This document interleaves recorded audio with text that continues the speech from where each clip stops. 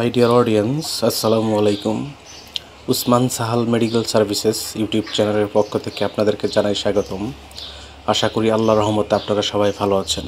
বন্ধুগণ, আজকের ভিডিওতে পুরানো কিংবা দীর্ঘস্থায়ী কোষ্ঠকাঠিন্য কিংবা কষা পায়খানা দূর করতে সহায়তা করে এমন একটি ওরাল সাসপেনশন বা সিরাপ সম্পর্কে আলোচনা করব এবং পাশাপাশি সিরাপটির নাম, দাম, গ্রুপ বা জেনেরিক নাম, প্রস্তুতকারক কোম্পানির নাম, খাওয়ার নিয়ম এবং এর সাইড এফেক্টস বা পার্শ্ব প্রতিক্রিয়া সম্পর্কেও আলোচনা করব।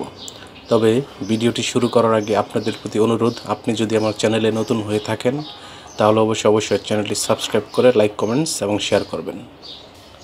বন্ধুগণ, বড়দের কিংবা বাচ্চাদের অনেক সময় পুরানো কিংবা দীর্ঘস্থায়ী কোষ্ঠকাঠিন্য হয়ে থাকে বা পায়খানা কষা হয়ে থাকে।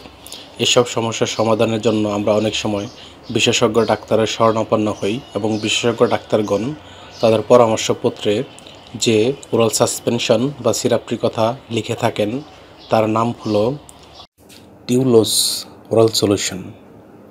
এটির গ্রুপ বা জেনেরিক নাম হলো ল্যাকটোলোজ এবং এটির উৎপাদনকারী প্রতিষ্ঠানের নাম হচ্ছে Acme laboratories limited. Tulos oral solution, যেটি 100 ml বোতল, সেটির দাম 140 টাকা এবং যেটি 200 ml বোতল, সেটির দাম 230 টাকা। এটি খাওয়ার নিয়ম হচ্ছে ছোট এবং শিশুদের ক্ষেত্রে প্রাথমিকভাবে বা প্রথম দিকে দৈনিক 1 থেকে 2 চা চামচ করে একবার, এবং যাদের বয়স অনূর্ধ্ব 14 বছর বা তার ঊর্ধ্বে তারা 3 চা চামচ করে দিনে একবার, এবং অন্যদিকে প্রাপ্তবয়স্কদের ক্ষেত্রে 3 থেকে 6 চা চামচ করে দিনে একবার সেবন করাতে পারবেন, এবং তা অবশ্যই রেজিস্টার্ড চিকিৎসকের পরামর্শ অনুযায়ী।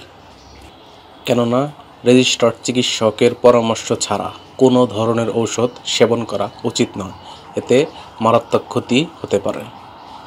এই ওরাল সাসপেনশন বা সিরাপটি সেবনের পর সামান্য কিছু সাইড এফেক্টস বা পার্শ্ব প্রতিক্রিয়া দেখা দিতে পারে, যেমন পেট ফাঁপা হওয়া, আন্ত্রিক সংকোচন, ডায়রিয়া এবং উদরীয় অস্বস্তি দেখা দিতে পারে। গর্ভাবস্থা এবং স্তন্যদানকালীন সময়ে এটি খাওয়া যাবে কিনা সেটির পরামর্শ অবশ্যই চিকিৎসকের পরামর্শ অনুযায়ী খেতে হবে।